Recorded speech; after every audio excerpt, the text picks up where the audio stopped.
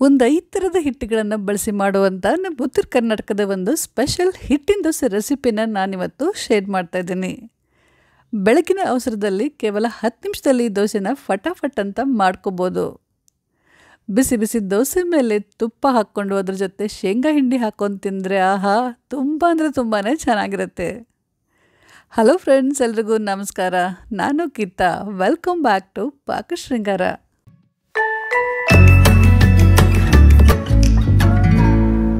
ಮೊದಲಿವಾಗ ಒಂದು ಜರಡಿಯಲ್ಲಿ 1 ಬಟ್ಟಲ್ನಷ್ಟು ಜೋಳದ ಹಿಟ್ಟು, 1 ಬಟ್ಟಲ್ನಷ್ಟು ಗೋಧಿ ಹಿಟ್ಟು, ಒಂದು ಅರ್ಧ ಬಟ್ಟಲ್ನಷ್ಟು ಅಕ್ಕಿ ಹಿಟ್ಟು, ಅರ್ಧ ಬಟ್ಟಲ್ನಷ್ಟು ಕಡಲೆ ಹಿಟ್ಟು ಮತ್ತು 1/4 ಬಟ್ಟಲ್ನಷ್ಟು ಮೈದಾ ಹಿಟ್ಟನ್ನು ಹಾಕಿಬಿಟ್ಟು ಜರಡಿ ಮಾಡಿ.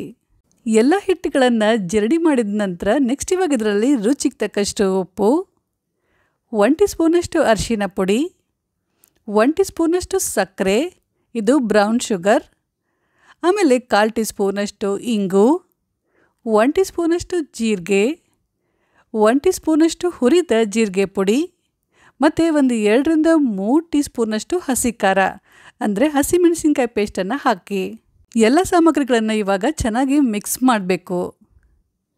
ಉತ್ತರ ಕರ್ನಾಟಕದ ಇನ್ನಷ್ಟು ರೆಸಿಪಿಗಳಿಗಾಗಿ ಡಿಸ್ಕ್ರಿಪ್ಷನ್ ಬಾಕ್ಸಲ್ಲಿರುವ ಲಿಂಕನ್ನು ಚೆಕ್ ಮಾಡಿ. ಈ ರೆಸಿಪಿ ಇಷ್ಟ ಆದರೆ ಲೈಕ್ ಮತ್ತು ಕಮೆಂಟ್ ಮಾಡೋದನ್ನು ಮಾತ್ರ ಖಂಡಿತ ಮರಿಬೇಡಿ. ಮತ್ತು ಇನ್ನೂ ತನಕ ನೀವು ನಮ್ಮ ಚಾನಲ್ನ ಸಬ್ಸ್ಕ್ರೈಬ್ ಮಾಡಿಲ್ಲ ಅಂತಂದರೆ ಪ್ಲೀಸ್ ಸಬ್ಸ್ಕ್ರೈಬ್ ಮಾಡಿ, ಹಾಗೆ ಪಕ್ಕದಲ್ಲಿರುವಂಥ ಬೆಲ್ಲನ್ನು ಮರೀದೆ ಕ್ಲಿಕ್ ಮಾಡಿ. ಚೆನ್ನಾಗಿ ಮಿಕ್ಸ್ ಮಾಡಿದ ನಂತರ ಈಗ ಇದರಲ್ಲಿ ಸ್ವಲ್ಪ ನೀರು ಹಾಕ್ತಾ ಮಿಕ್ಸ್ ಮಾಡ್ತಾ ಹೋಗಬೇಕು. ಒಟ್ಟಿಗೆ ಜಾಸ್ತಿ ನೀರು ಹಾಕಬಾರ್ದು, ಸ್ವಲ್ಪ ಹಾಕ್ತಾ ಮಿಕ್ಸ್ ಮಾಡ್ತಾ ಹೋಗಬೇಕು. ಟೋಟಲಿ ನಾನಿಲ್ಲಿ ಒಂದು 2 ಕಪ್ನಷ್ಟು ನೀರನ್ನು ಹಾಕಿದ್ದೀನಿ. ನೋಡಿ, ಈ ರೀತಿ ಸ್ವಲ್ಪನೂ ಗಂಟಿಲ್ಲದೆ ಸ್ಮೂತ್ ಹಿಟ್ಟನ್ನು ಕಲಿಸ್ಬೇಕು. ಈಗ ಇದನ್ನು ಒಂದು 2ರಿಂದ 3 ನಿಮಿಷದವರೆಗೂ ಒಂದೇ ಡೈರೆಕ್ಷನಲ್ಲಿ ಚೆನ್ನಾಗಿ ಬೀಟ್ ಮಾಡಬೇಕು.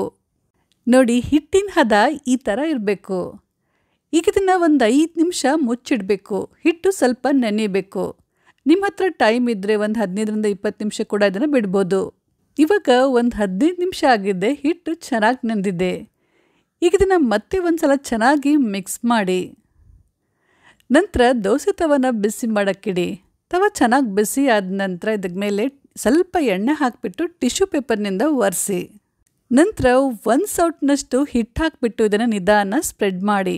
ತುಂಬ ತೆಳ್ಳಗೆ ದೋಸೆ ಹಾಕಬಾರ್ದು, ಸ್ವಲ್ಪ ದಪ್ಪನೇ ಇರಲಿ. ತೀರಾ ದಪ್ಪ ದೋಸೆ ಬೇಡ, ಸ್ವಲ್ಪ ದಪ್ಪ ಇದ್ದರೆ ಸಾಕು. ಮತ್ತು ತುಂಬ ದೊಡ್ಡ ದೋಸೆ ಕೂಡ ಹಾಕಬಾರ್ದು, ಆಮೇಲೆ ಅದನ್ನು ಎತ್ತಾಕೋಕ್ಕೆ ಕಷ್ಟ ಆಗುತ್ತೆ. ಇದ್ರ ಮೇಲೆ ಎಲ್ಲ ಕಡೆ ಸ್ವಲ್ಪ ತುಪ್ಪ ಇಲ್ಲ ಅಂತಂದರೆ ಎಣ್ಣೆ ಹಾಕಿ ಚೆನ್ನಾಗಿ ಬೇಯಿಸಿ.